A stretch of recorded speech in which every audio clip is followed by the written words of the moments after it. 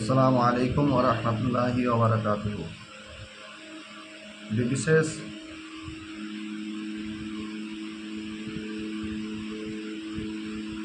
কথা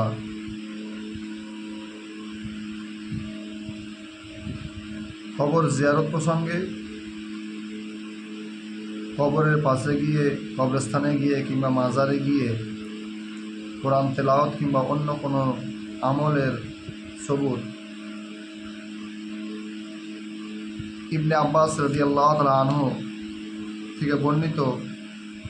আল্লাহর নবী সাহাবী বলেন, আল্লাহর রব্বুল ইজ্জতের নবী সাল্লাল্লাহু আলাইহি ওয়াসাল্লাম মক্কা কিংবা মদিনার কোনো জঙ্গলের পাশ দিয়ে, বনের পাশ দিয়ে যখন যাচ্ছিলেন, তা আল্লাহর নবী সাল্লাল্লাহু আলাইহি ওয়াসাল্লাম দুটো কবরে দুজন মানুষের আযাব শুনতে পেলেন। আল্লাহর নবী সাল্লাল্লাহু আলাইহি ওয়াসাল্লাম সাহাবীদেরকে উদ্দেশ্য করে বললেন যে এই দুই কবরে আযাব দেওয়া হচ্ছে, এই কবরবাসী আযাবের মধ্যে গ্রেফতার হয়ে আছে। নবী সাল্লাল্লাহু আলাইহি ওয়াসাল্লাম ডাল আনতে বললেন,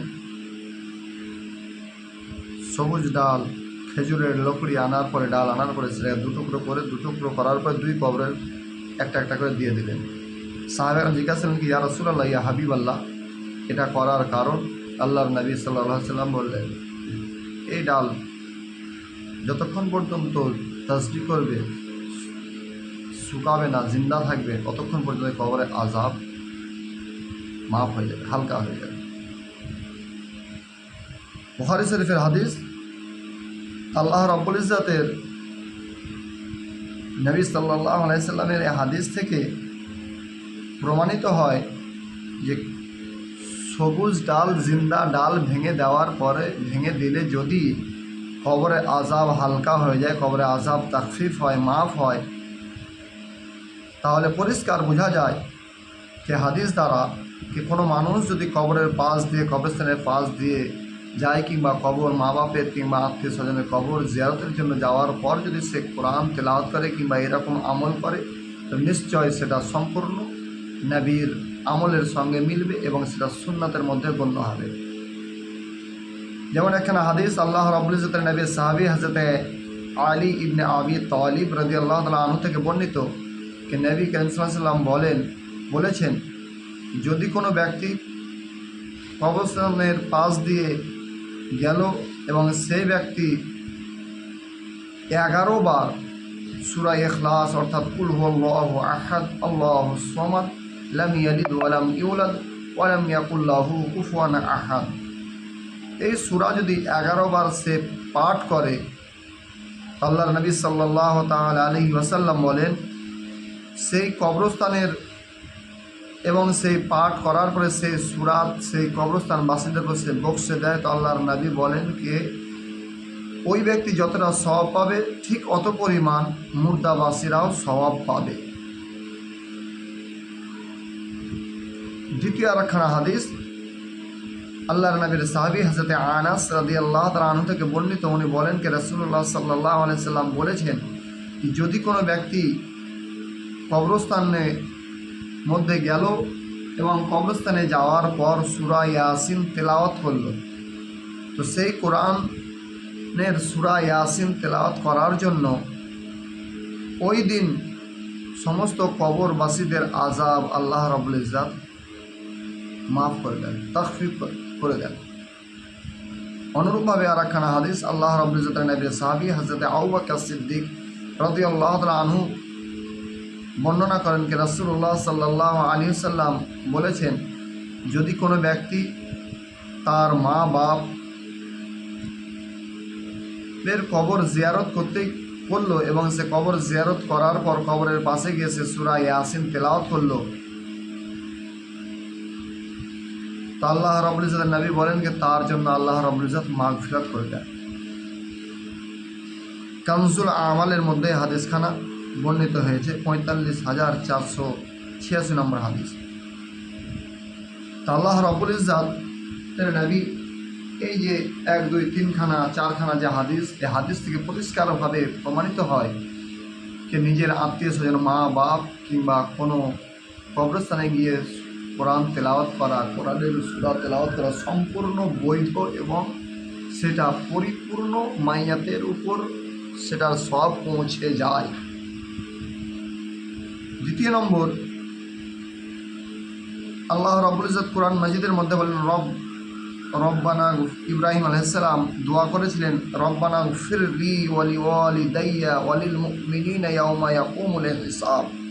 অনুরূপভাবে হযরতে আল্লাহর নবী নূহ আলাইহিস সালাতু তাসলিম দোয়া করেছিলেন রব্বিগফিরলি ওয়ালি ওয়ালিদাইয়া ওয়ালিমান দাখালা বাইতি মুমিনাও ওয়ালিল মুমিনিনা ওয়াল মুমিনাত।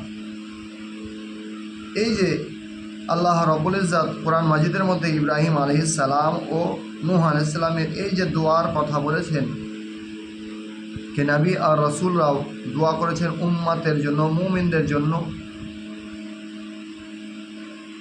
এবং আল্লাহ রাব্বুল ইজ্জত তাদের দোয়া কবুল করেছেন। অনুরূপভাবে আল্লাহ রাব্বুল ইজ্জতের নবী সাহাবী হযরত ইবনে আব্বাস রাদিয়াল্লাহু তাআলা আনহু থেকে বর্ণিত, উনি বলেন যে একজন ব্যক্তি এসে নবীর কাছে বলল, ইয়া রাসূলুল্লাহ, আমার মা ইন্তেকাল করেছেন,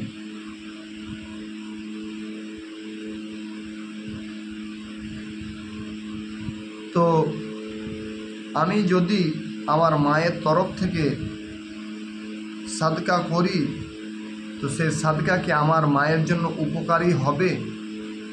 তো নবী সাল্লাল্লাহু আলাইহি সাল্লাম বললেন যে হ্যাঁ, অবশ্যই উপকার হবে, তোমার মা উপকৃত হবে। তো সেই ব্যক্তি, নবীর সেই সাহাবী বললেন কি ইয়া রাসূলুল্লাহ, ইয়া হাবিবাল্লাহ, আমার একটা বাগিচা আছে, আমার একটা বাগান আছে, ওই বাগানটা আপনাকে সাক্ষী রেখে, ইয়া রাসূলুল্লাহ, আপনাকে সাক্ষী রেখে আমি ওই বাগানটা আমার মায়ের জন্য সাদকা করে দিলাম। আল্লাহর নবীর সাহাবী হযরত ইবনে আব্বাস রাদিয়াল্লাহু আনহু বলেন যে একজন দেহাতি, একজন সাহাবী এসে নবীর কাছে বলছেন কি ইয়া রাসূলুল্লাহ, ইয়া হাবিবাল্লাহ, আমার মা ইন্তেকাল করেছে, তো আমি কি মায়ের জন্য সাদকা করব? আর সেই সাদকা কি আমার মায়ের উপকার হবে? নবী বলছেন অবশ্যই হ্যাঁ। তো নবীর সাহাবী বলছেন কি ইয়া রাসূলুল্লাহ, আপনাকে সাক্ষী রেখে আমি আমার ওই বাগানটা আমার মায়ের জন্য সাদকা করে দিলাম। হাদিসখানা এসেছে সুনানে আবু দাউদ 1882 নম্বর, তিরমিজি 669, সুনানে নাসাই 3655। তাহলে পরিষ্কারভাবে বোঝা গেল যে মা বাপের কিংবা আত্মীয় স্বজনের ইন্তেকালের পরে সাদকা করা, দোয়া খায়ের করা সম্পূর্ণরূপে বৈধ এবং জায়েজ, এবং সেটা মাইয়াতের রুহে সেই সবটা পৌঁছে যায়। এই যে হাদিসখানা সুনানে আবু দাউদ, সুনানে তিরমিজি, সুনানে নাসাই, এই যে হাদিসখানা, যদি মাইয়াতের নামে সাদকা যদি সালে সওয়াব যদি না পৌঁছাতো, উপকার না হতো, তাহলে নিশ্চয় আল্লাহর নবী বলতেন যে না। নবী সাহাবী জিজ্ঞাসা করছেন ইয়া রাসূলুল্লাহ, আমি যে সাদকা করব, আমার মা কি এতে উপকৃত হবে, উপকার হবে? আল্লাহর নবী বলছেন যে হ্যাঁ, অবশ্যই হবে। তাহলে পরিষ্কার বোঝা যায় যে আহলে সুন্নাত ওয়াল জামাত, আমরা যে নিজের আত্মীয় স্বজন, মা বাপ, আত্মীয় স্বজনের জন্য যে আমরা ইসালে সওয়াব করি, যেগুলো করি, সম্পূর্ণ সেটা বৈধ এবং জায়েজ। এবং দ্বিতীয়, যে আমাদের আত্মীয় স্বজন যাদের জন্য করি, সেটার সওয়াব অবশ্যই তাদের রুহে সে সওয়াবটা পৌঁছানো হয় এবং উপকৃত হয়, যেটা আল্লাহর নবী স্বয়ং সেটা বর্ণনা করে সাক্ষী দিয়েছে।